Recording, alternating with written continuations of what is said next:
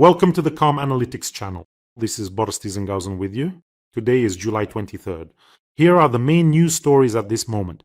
The largest Russian marketplaces, Wildberries, Ozon, and Yandex. Market are preparing for the worst case scenarios. Here's Yandex. Market, for example, following Ozon and Wildberries, has freed itself from responsibility for failing to fulfill obligations in the event of drone attacks. In short, there's no money, but hang in there. At the Ozon warehouse in the Leningrad region, an unscheduled evacuation drill is being conducted amid attacks by the armed forces of Ukraine. So now, in Russia, they're also practicing how to run away from Ukrainian drones. That's what this war has led to. But after yesterday's events, when 2 more Wildberries warehouses burned down, I think no one has any doubts left that warehouses will continue to burn until most of them are gone, or until Putin ends the war. This is sad news for those Russians who tried to shut themselves off from the war and pretend it didn't exist, as if it simply wasn't there. But it came so unexpectedly, just kicked the door open into Russian homes. I looked up some statistics here. The statistics are simply astonishing. In Electrostal alone, it's officially confirmed that more than 88,000 sellers have lost their goods. And just imagine, at the 4 warehouses that burned down, there were potentially hundreds of millions of product units stored, belonging to hundreds and hundreds of thousands of sellers. And do you know how many sellers there are in the Wildberries system overall? More than 1 million. So it would seem they're all just sitting there thinking, oh, just let it not hit, just let it not be that warehouse or this one.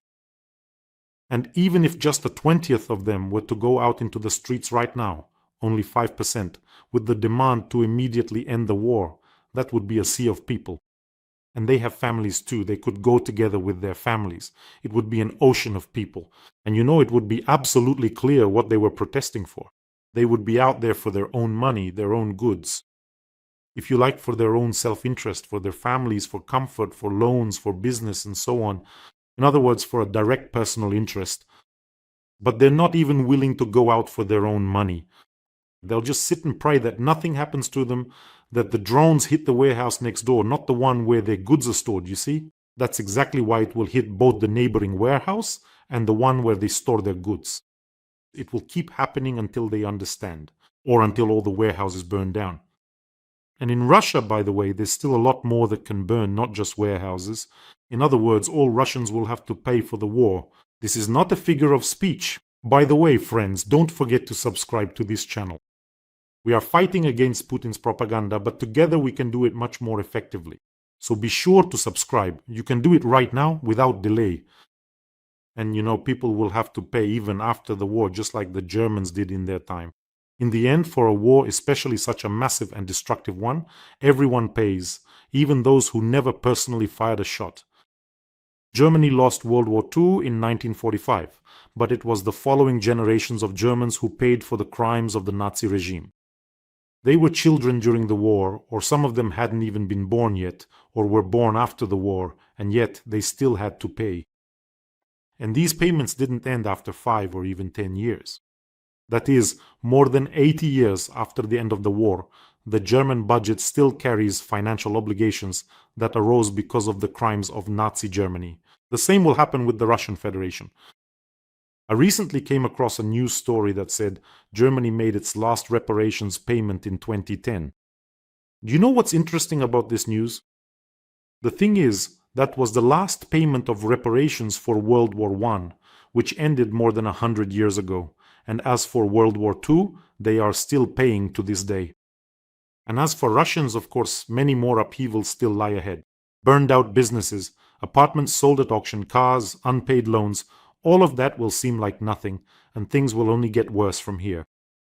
But Ukraine is performing an incredible feat. Can you imagine what kind of giant Ukraine and Ukrainian soldiers are standing up against? In every episode, we have an important fundraiser for Ukraine's defense forces. Today, we are continuing to raise funds for EcoFlow charging stations for the favorite unmanned systems battalion of the 107th Brigade. They are currently carrying out combat missions in the Pokrovsk direction near Dobropilya, one of the hottest spots. The soldiers have recorded a video message for you. Please take a look. Ми, військовослужбовці 2-го батальйону безпілотних систем «Фаворит», виконуємо бойові завдання по знищенню ворога на Покровському напрямку та в районі Добропілля. Звертаємось до Бориса Тисенгаузена та спільноти каналу Бориса з проханням допомогти закрити збір на придбання зарядних станцій для АКБ ударних дронів. Слава Україні! Let's help our soldiers. The link to the fundraiser is in the description of this video. There are monobank, private, and PayPal options for those who want to help from abroad, and a QR code in the corner for those watching on other channels. There are quite a lot of those as well. By the way, I keep in touch with our soldiers. You know, they're the kind of guys who are as concise and tough as possible, very straightforward. Let's help them. And thank you so much. I say this in every episode for helping and supporting our soldiers. Thank you so much. Meanwhile, during a half-hour meeting in Manila, Lavrov warned US Secretary of State Marco Rubio about the inadmissibility of continuing arms supplies to Ukraine. Well, they had about half an hour there. They exchanged a few words. Rubio said that the spirit of anchorage, which Putin used to invoke from time to time, has kind of gone stale, that spirit of anchorage, and that something new needs to be thought up. And Lavrov warned about the inadmissibility of continuing arms supplies, or what? Well, what? What will happen? Putin will hold another 10 meetings and say that Russia is great, that nothing can faze it. So what will happen? Or maybe Trump should be erased from these new Russian history textbooks then. Putin will take back the portrait he gave to Trump. Is that what will happen? You yourselves in Russia keep going on about how Russia is at war with NATO and that NATO, using Ukrainians, attacked Russia. I'm not getting anything mixed up, am I? That's how the official version of Russian propaganda sounds. So if NATO is fighting through Ukrainians, then how is NATO going to stop supplying weapons to itself? Are you guys joking over there or what? You'd better go get ready to put out another warehouse fire. Something's about to hit there. Well, it seems Lukashenko was really impressed by the burning warehouses and oil refineries. And Belarus made an unexpected statement. Ukraine is no longer preparing to attack Belarus. See how it turns out. In Belarus, they don't see any threat of aggression from NATO or Ukraine. The greatest tension in the country is observed only in the information sphere. This was stated by the Minister of Defense of Belarus, Viktor Krenin. I will never cease to be amazed by the cosmic cunning of this aging clubber. I mean, Lukashenko is just a bundle of cunning.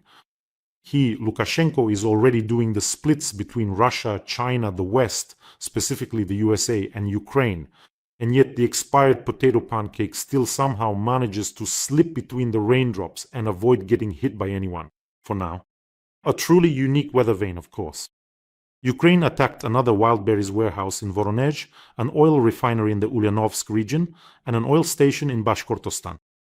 By the way, the oil depot fire in the Ulyanovsk region doesn't look as impressive as any Wildberries warehouse fire. Let's take a look.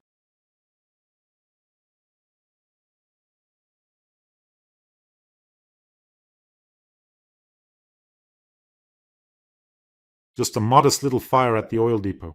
Obviously, this isn't a Wildberries warehouse, but as I understand it, they're zeroing in on the warehouse in Voronezh.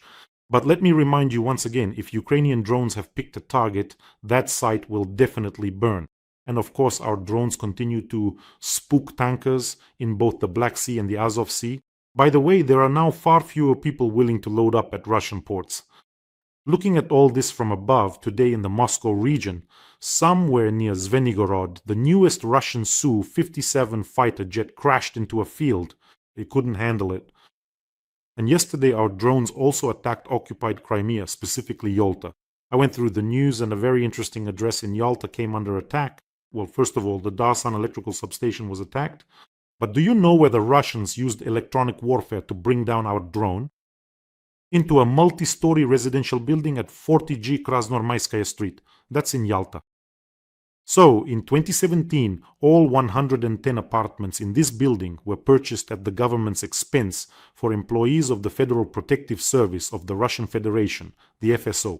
In other words, the air defense operators used electronic warfare to bring down the drone into a building full of FSO officers. The fire was extinguished after about 4 hours. By the way, there's also another FSO officers building in Foros on Forosky Descent with 25 apartments, and in Sevastopol there are 42 apartments, plenty more places to land drones. And you say there's no effect. Due to a fuel shortage, the Russian military has imposed limits on refueling their vehicles.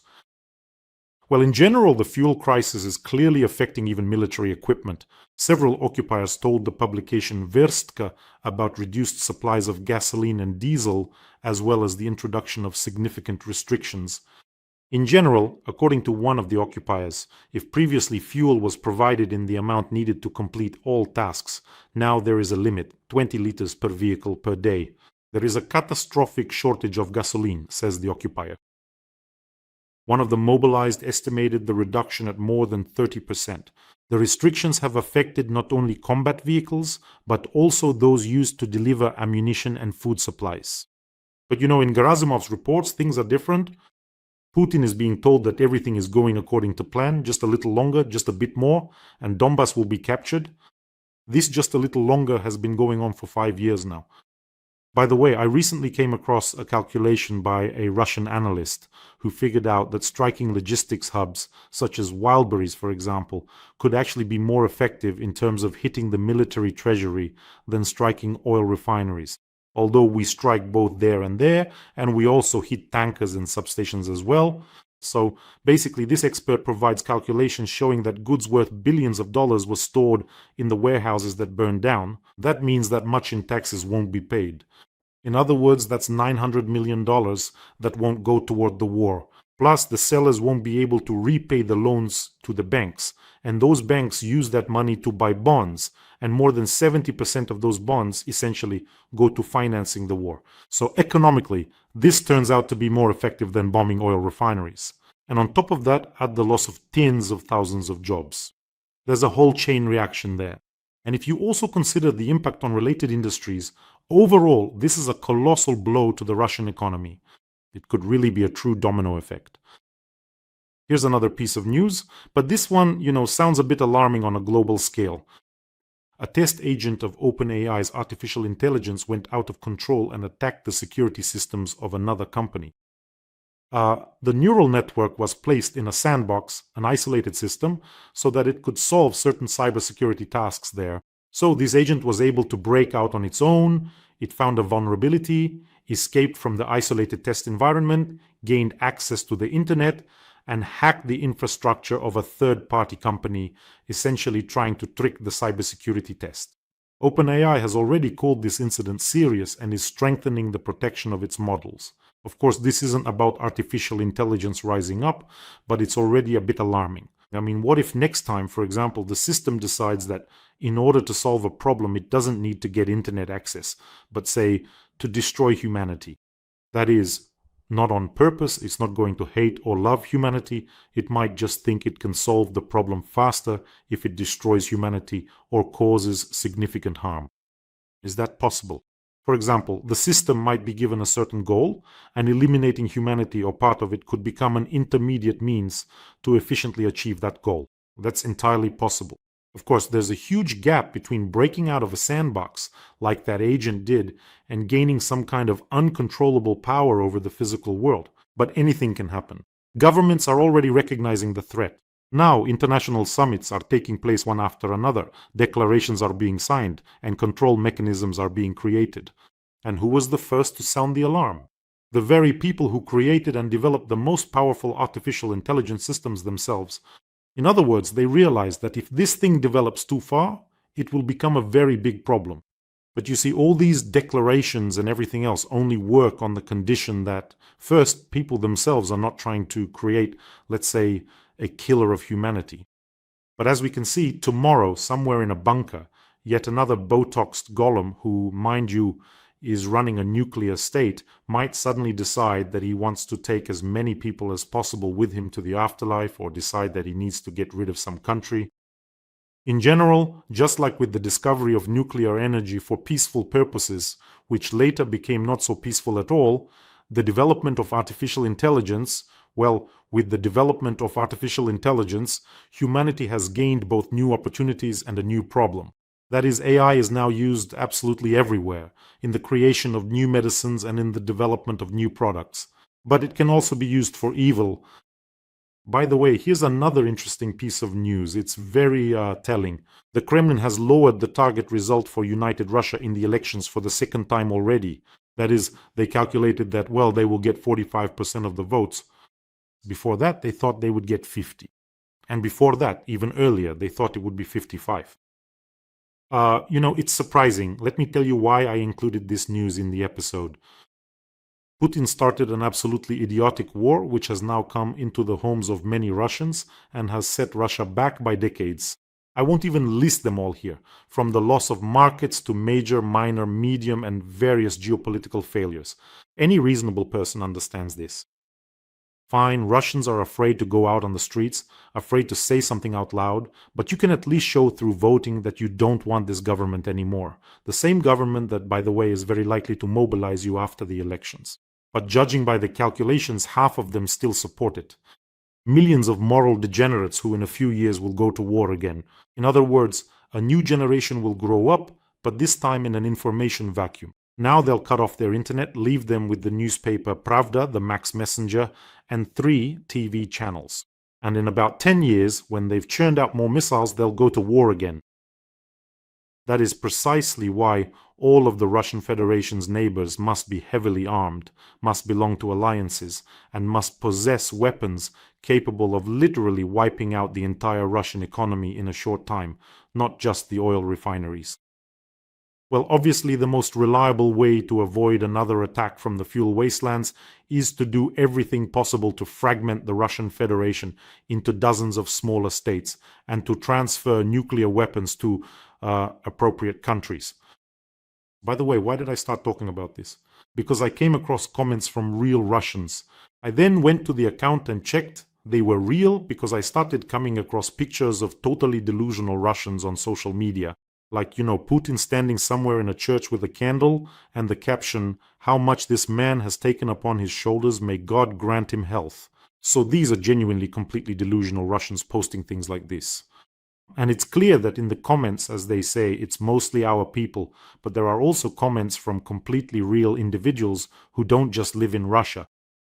Let me read you a couple of comments. These are absolutely real people. Lord, help him, he will endure, he can do it.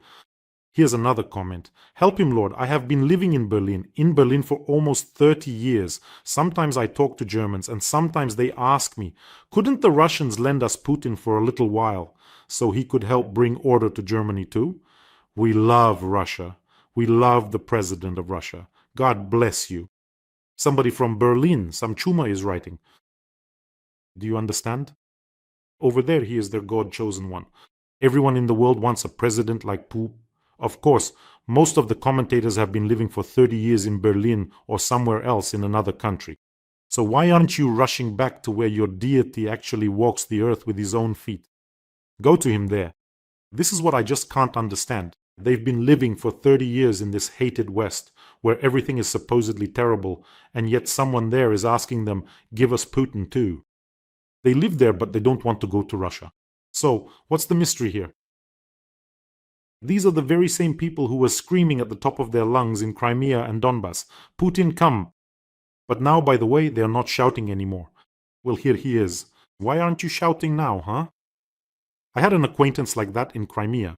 He would just scream with rage, foaming at the mouth that Putin is the best in the world. That kind of aggressive ignorance. And arguments just don't work with them. They have those glassy eyes, and he just kept going on about Putin. You just want to hit him, You really want to. Like, you really, really want to. I wouldn't mind if all those glassy-eyed people had their own country where they could praise Putin, but never leave, never cross the borders of that country. Let him send them to the gulag there, shoot them, and they would still worship him, hang up even more of his portraits. But they keep crossing the border, they keep dragging their filth, their so-called Russian world into us. That's why the garlic and vodka Carthage must be destroyed, and the entire civilized world needs to understand this and help Ukraine right now. And you friends, take care of yourselves and your loved ones. Subscribe to this channel, don't forget. And I ask you very much, let's help our valiant soldiers from the 107th Brigade. The link to the fundraiser is in the description of this video. Have a peaceful day, everyone, and glory to Ukraine.